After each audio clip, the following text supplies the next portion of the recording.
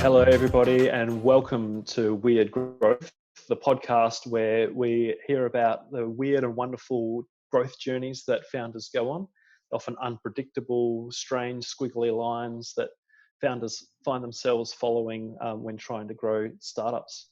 I'm Cam Sinclair from Ammo Marketing, and today we have Isabelle Goldfarb from +8 joining us. Thank you so much for being with us today, Isabelle. Thank you for the invite, Cam. It's a pleasure. And hi, everyone. It's it's so good to have you here because you are running the current +8 cohort here in Perth, Western Australia's best accelerator.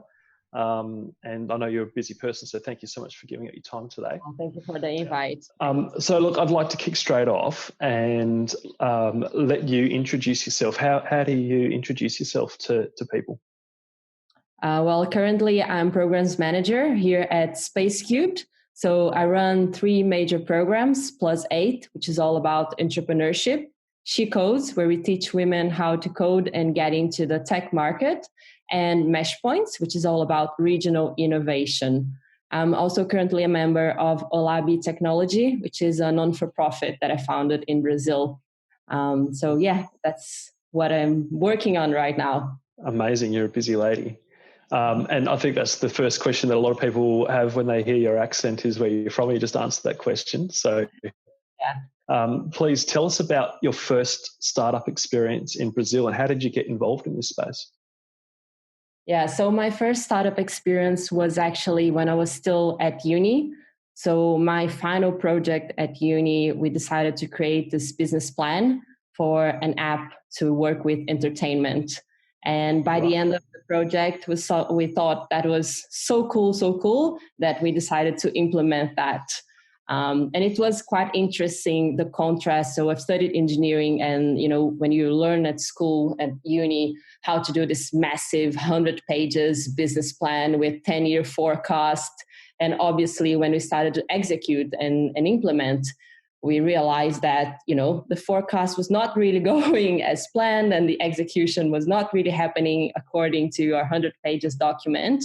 And that's when I started to dig a little bit more into the entrepreneurial world and learn more about lean methodologies and design thinking, customer experience, and what is that meant. And I just completely fell in love with it. That was my first startup experience. It's that old saying that no plan ever survives contact with the enemy, or the battle plan never survives contact with the enemy. And it's just so true. You can do all the strategizing you like, but until you actually start putting something into the hands of customers, you never know how it's actually going to perform. So what was it that you were actually building there? It sounds kind of exciting. Who are your customers and how did you find them? So at the time, as a good uni student, my biggest problem was to choose the best nightclub to go. And when you're Rio, you have a lot of options. So we created this app that was similar to a Twitter account where everyone could outsource information about what was happening about different places. And we also had sort of immediate discounts that places could offer to foster people to just go to their space instead of others. So it was almost like just a forum, just a text forum almost, where anyone could jump on and post.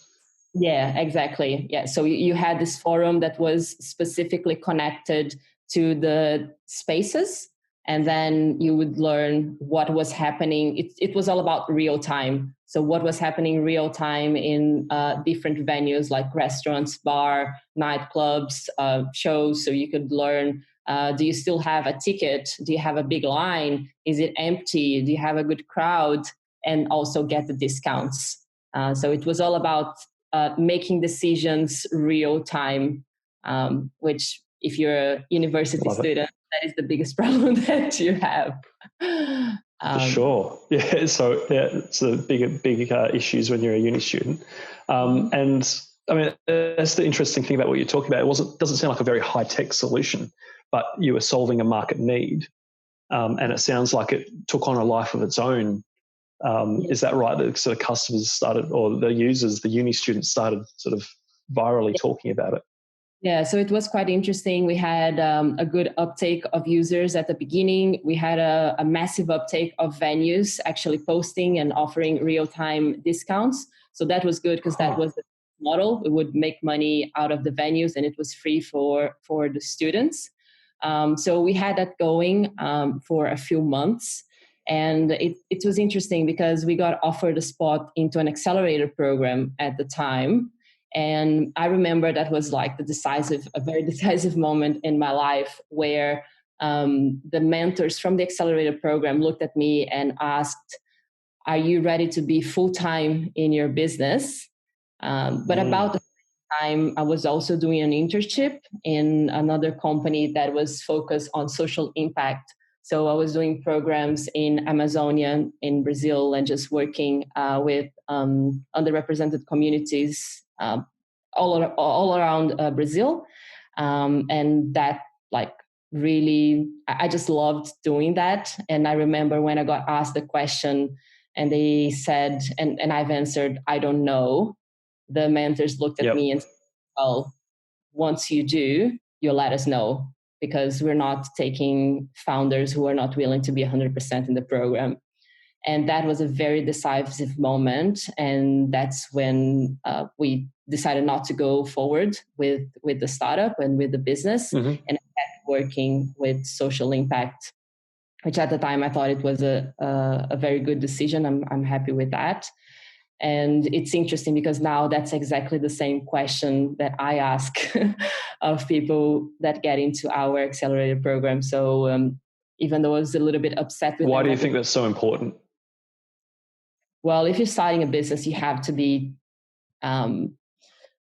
very present in order to make it grow. I do believe there is an initial moment where it's fine if you're double tasking, especially from a revenue perspective and maintaining yourself.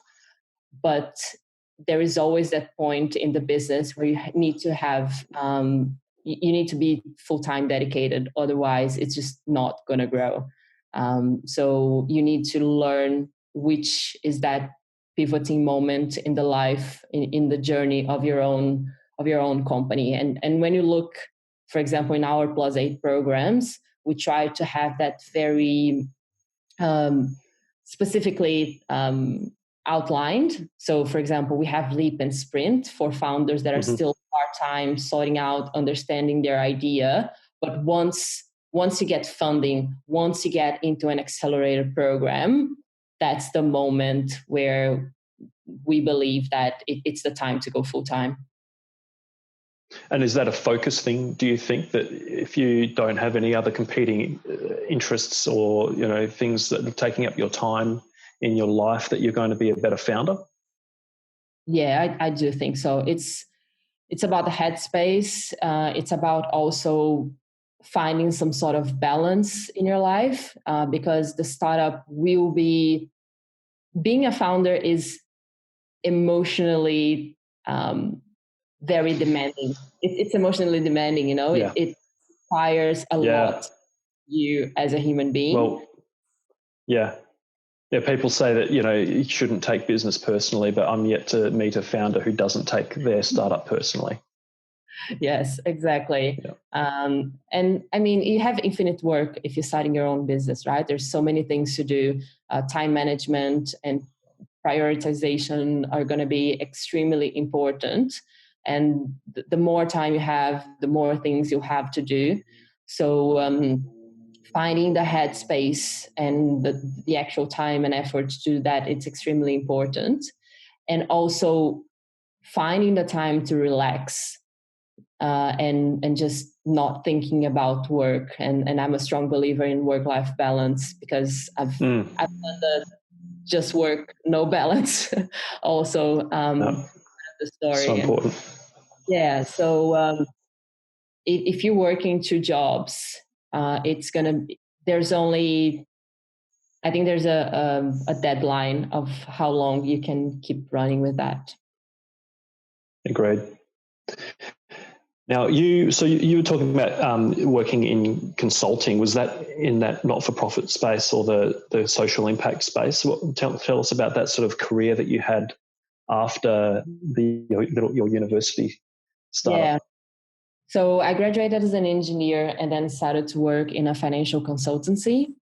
Also worked as a management consultancy for a while. So this financial consultancy was focused on social and environmental projects. So that was pretty cool because I got the consultancy and really strong financial background. I was doing financial modeling, business planning, working with the Brazilian National Bank to deliver those programs. And the consultancy was working in partnership with a non-for-profit. So I also got to have this experience of the community and more of the impact-driven enterprise. So yeah, it was a mixed opportunity, which was very, very cool. It's interesting. I mean, the sort of stereotypical startup founder is a university dropout whiz kid who develops some cool code and goes out and starts this business, which is an overnight success. But there are so many ex-corporate people from consulting backgrounds or whatever who have been successful in their career and then have decided that actually I want to go out and start my own thing.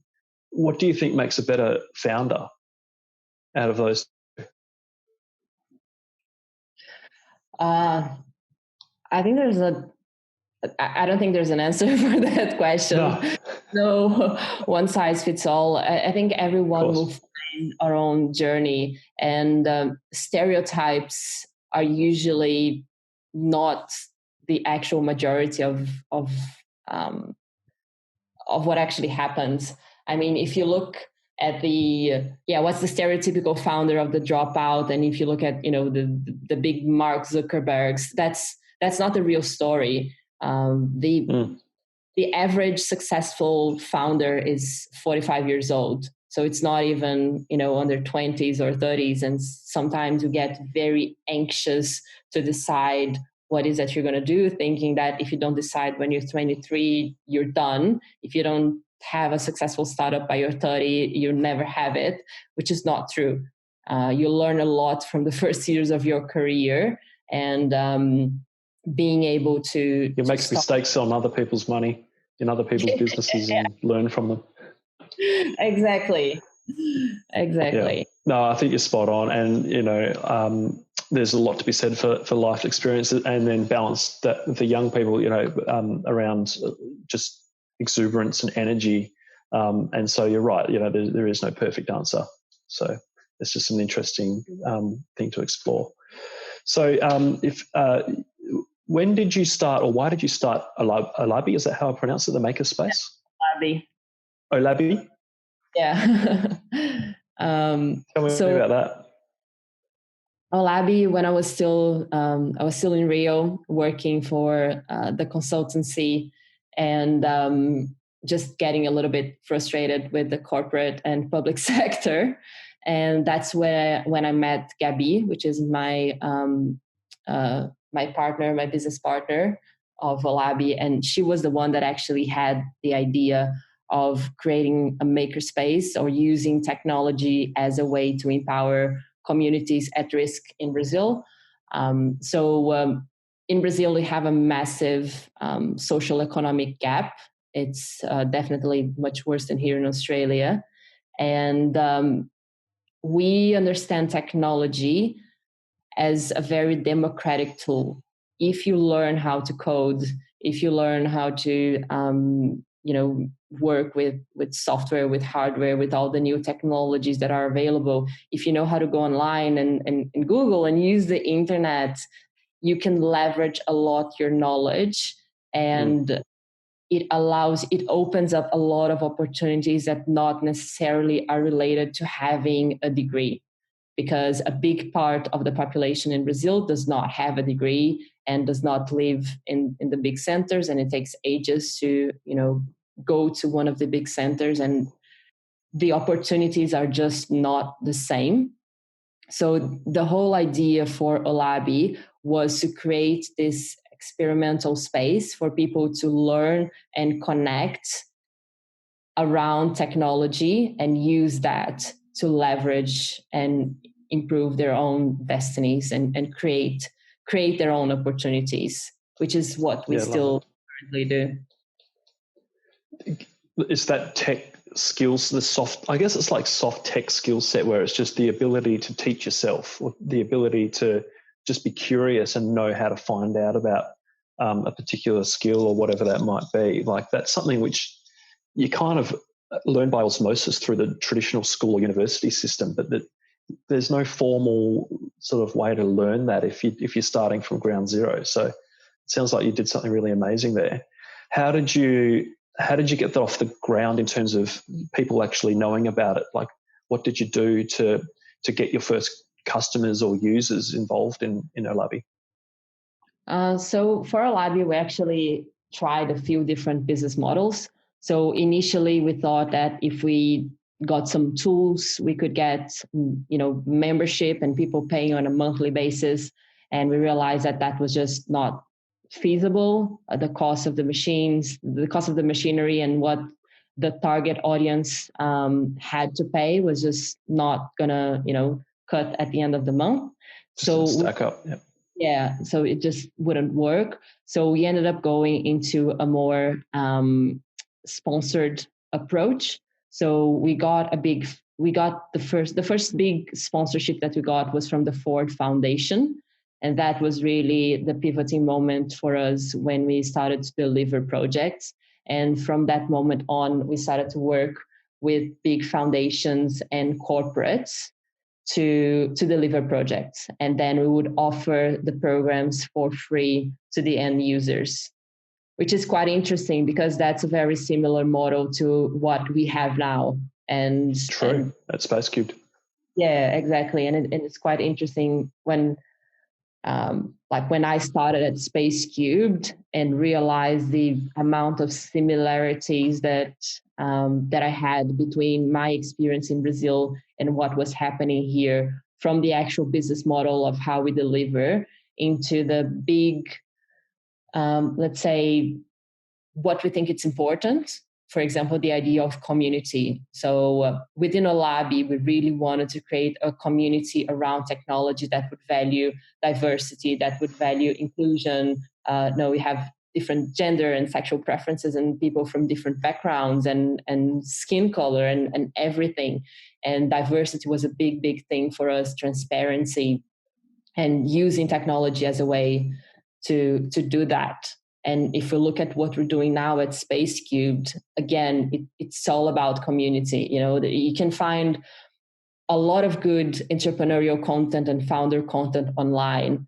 But what we believe that we can offer at +8 is the network, is the community, is that local support. The same thing with she codes. You can find a lot of teach yourself how to code online, but everyone knows that if you're part of a she codes cohort, the support that you get from that group of people is what's going to make the difference. The connection that you feel, the mentors that are going to be there for you. So the community feeling and how much is people based, even though we're talking about technology, we're talking about startups, we're talking about a lot of things.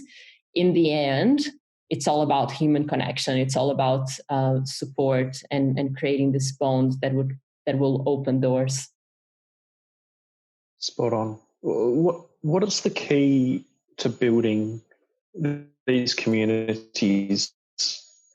There's so many, a lot of different personalities are involved in technology, and there are a lot of people who, aren't necessarily great at, interacting with other humans. There are some people who are extroverts and are really good at it.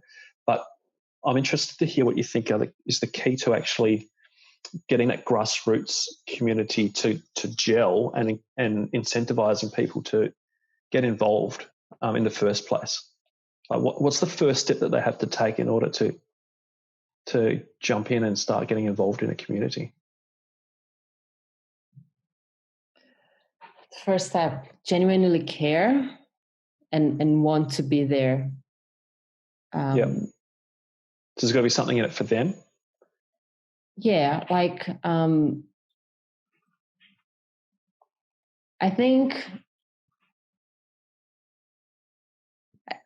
it's sort of finding your own tribe and finding similarities and being open to that community, so if you are a founder, you probably want to share your journey with people that understand what are your challenges, and making that a priority. We just had a session yesterday. It was the first day of the Accelerator program. And the first session that we had was called Life Stories and Beers. And literally for 2 hours, we had every person introducing themselves with the question, how did you end up here? And a lot of them started with, 20 years ago, this happened to me, and, or I was born in this place and then I moved. So understanding the human being, understanding the person behind the founder, that's what's going to drive the connection. And that's what's going to open up the possibility of creating things together. That's the same thing, I don't know, in any community or in any team, when you're working, if you get along with the person who you're working with, you're going to feel more comfortable to ask for help. You're going to feel more comfortable to ask for feedback. You're not going to be scared to be judged, So I think going through that shared trauma of being startup founders it's great to know that you're not the only one. Yeah, because again, as we were talking before, it's emotionally demanding, and you're going to have a lot of ups and downs. And when you're down, you don't want to be embarrassed, or you don't want to be scared to tell people that there's something going wrong, or the plan is not going according to what you thought it was. You want to have you want to feel comfortable being open about the risks and being open about what's going wrong. And if you find someone who's going through the same journey than you, then it's going to be easier for them to understand. And that's great advice. Yeah, even as a leader, I mean, it's so important for that ability to be transparent with your team, and making it a safe space for everybody so they feel supported. And then, you're going to get that back from your team as well. They're going to want to support you. So, no, really good insight there. How else do you think startup founders can apply the lessons from building community to growing their customer base or introducing their product to customers? Do you think there's some parallels there? Yeah, definitely. Because you've seen a lot of startup founders go from being, having an idea to figuring out what is the catalyst, the first step that they need to take to introduce their products to new customers, to actually getting them to be, champions of their business. And I think, you must have some really good insights into how that sort of is a little bit like building a community as well. Yeah, I guess when we talk about understanding the customer, understanding the real needs and doing a lot of the one-on-ones, this is something that we currently say. If you talk about community, or if you talk about numbers in a generic, perspective. So I have this client, and he's from 20 to 30 years old, and he's male, and he goes to nightclubs. Mm-hmm. The truth is, he's no one. So all those examples of empathy and creating the persona and actually saying, no, his name is Cam, and this is what he does, and this is the pain, this is what he feels, and this is what he wants. So when I'm not 20 to 30, unfortunately, anymore. Let's not disclose the age. No one's asking for this. This is Ken. He's 18. A while ago. I guess just going to the person that you're actually talking, understanding what are the real needs of your customer, and doing the one-on-one. That's what matters. And when we build community, we really care about answering each and every email that we get. And we really care about making the introductions or understanding this mentor will be good for this startup. And we're going to introduce, this founder to that other founder because they might have something together. And then you realize how when you start doing the one-on-ones, that creates an exponential curve, because then people come back and they will do that for others. And I guess when you start building your client base, it's also the same. Like, you're going to start on the one-on-one, you're going to do a good job with the first client, and that's going to be the one that's going to recommend you to the second one. And that's usually how you grow, and that's usually how you get the best feedback. So it's really caring. It's amazing. It's so good that you say that. We had Tyler Spooner on a week ago, who's an alumni from Plus 8. He said exactly the same thing, and that is actually how they got the really valuable insights into their customers and what they truly wanted, because he was relentless about speaking to his customers and really getting to the nitty-gritty of understanding what motivated them. Yeah, and it's interesting because you just realize that sort of behavior, it's something that you can see everywhere. So, for example, Tyler, he's not only been able to grow a lot his company, but he's very present in our startup community. He always comes back and helps. And I remember listening from another Plus 8 alumni how important Tyler was for him during his startup journey, because Tyler was open and really gave him the space to go and seek help and seek mentoring. So again, it's the one-on-one. It's because he took the, I don't know how many hours to, answer and mentor for that one startup. And that's how you grow. It's really caring. It's the one-on-one. Yeah, for sure. I guess the great thing about that is you get those insights into what really motivates your customer and how you should, helps you make decisions about how you should build your product or build your service. But it's not something that's scalable. So you're going to get to the point where you're not going to physically be able to have a one-on-one conversation with every single customer. So how do you think, as people grow, how can you still keep that essence of really caring about the individual, but still having an impact on a broader group of people? Well, I guess that's when it shifts from being a one-person behavior to being a culture, right? Mm-hmm. When we create a program, for example, now, I'm very involved with Plus 8. We have Derek, our entrepreneur residence for the accelerator. We have Nate working with Sprint. The three of us, we don't have the time to go and do one-on-ones with everyone. But because it's part of the culture of Plus 8, we don't need to do that because we have amazing Cam doing this with one. We have Tyler with another one. We have Tom. We have so many people helping, and we have the people who got out of the accelerator helping with Sprint, and we also have the cohort helping themselves. So we do a lot of peer-to-peer activities. So yesterday, when we were doing a little bit of pitching, I don't have to give everyone feedback because the group can give feedback to themselves.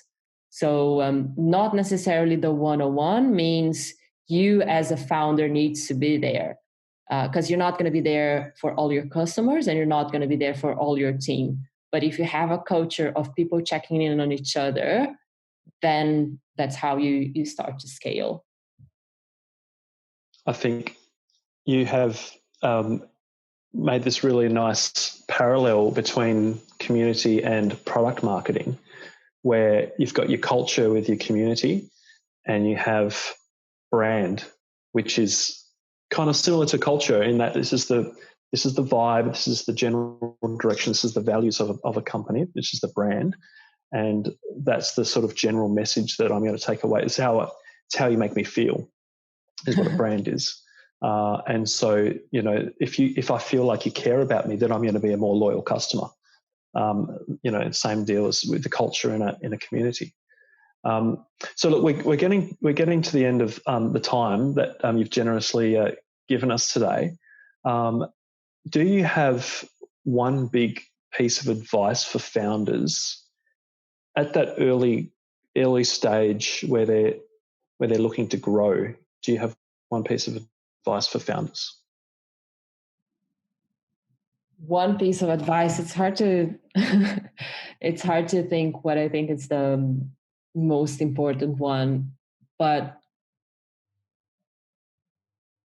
I'd probably have to go with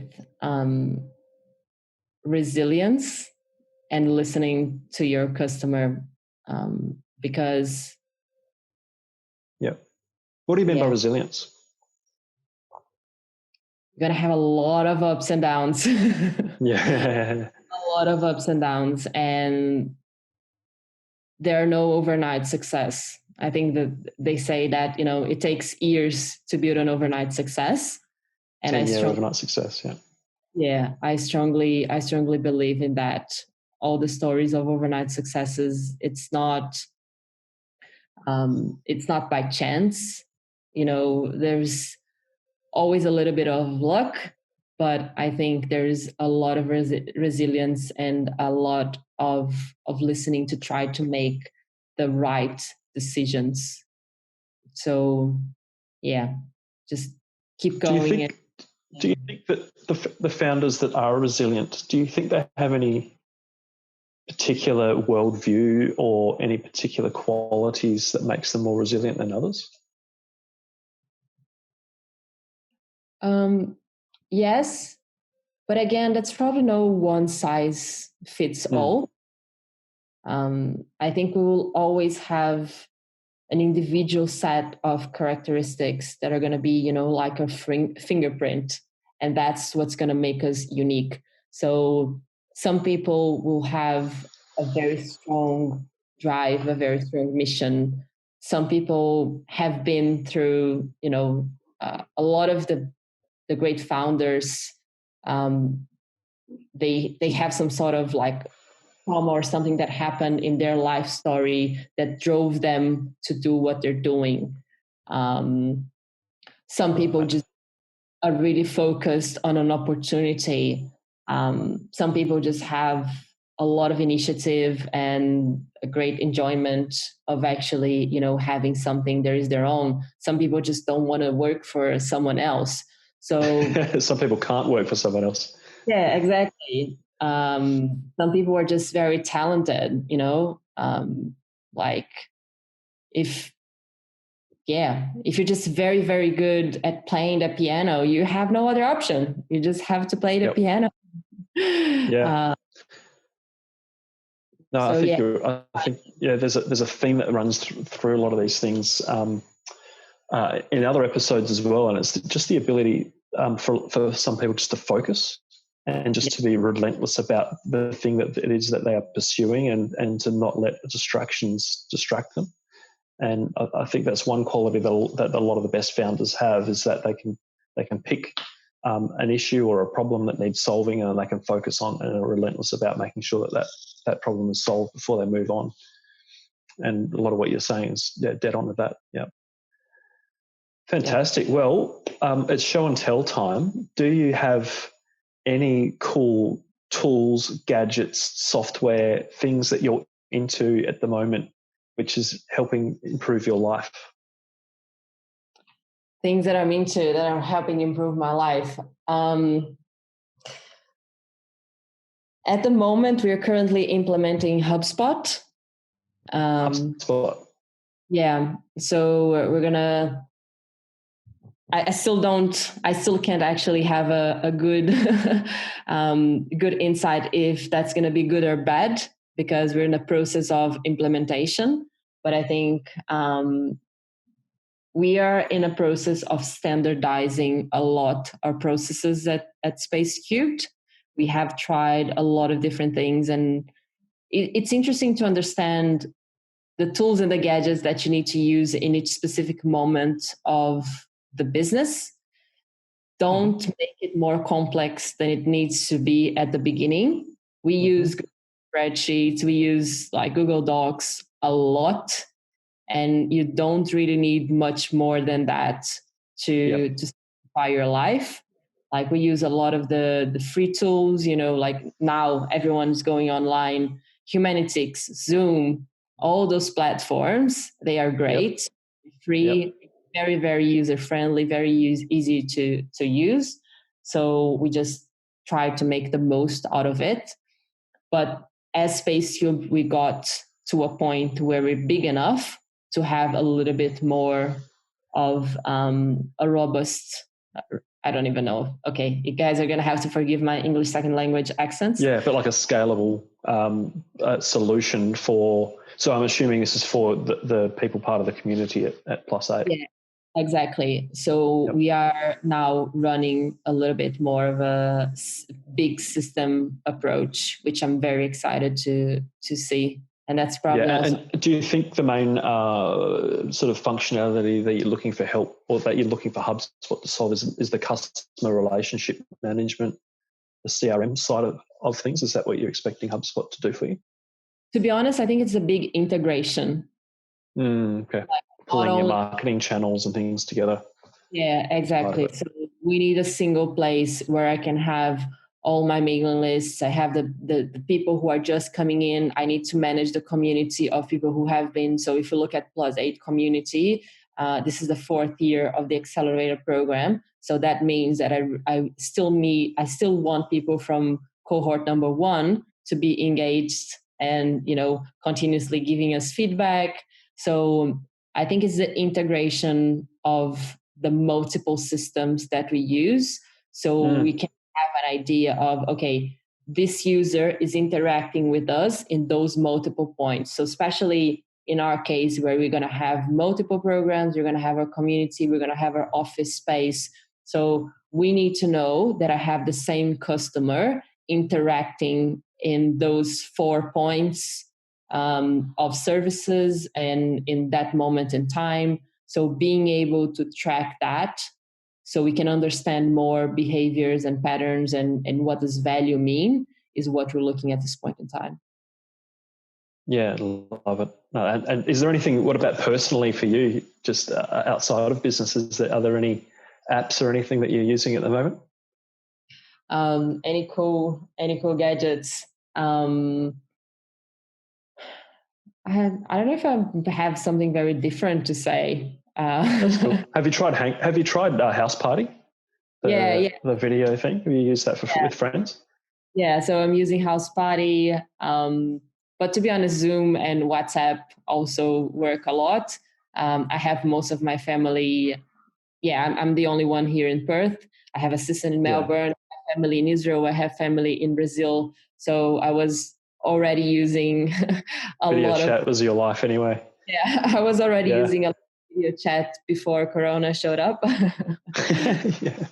So now it's we're all living on it nowadays, and thank God we have the technology where it is today. So Isabelle, thank you so much. We're out of time, but really appreciate you sharing your insights, and some really valuable stuff in there for founders. And if people do want to get involved in +8 or Spacecubed or anything, where should they go? Well, just come to our website, spacecubed.com, +8.spacecubed.com, shecodes.com.au, mashpoints.com. But just come. You'll find it all there. You'll find it all there. Not exactly. Easy. We'll put them in the show notes. And look, Isabelle, thanks so much. I'm pumped about being part of +8 this year. That's all we've got time for. Thanks so much for listening to Weird Growth. Goodbye.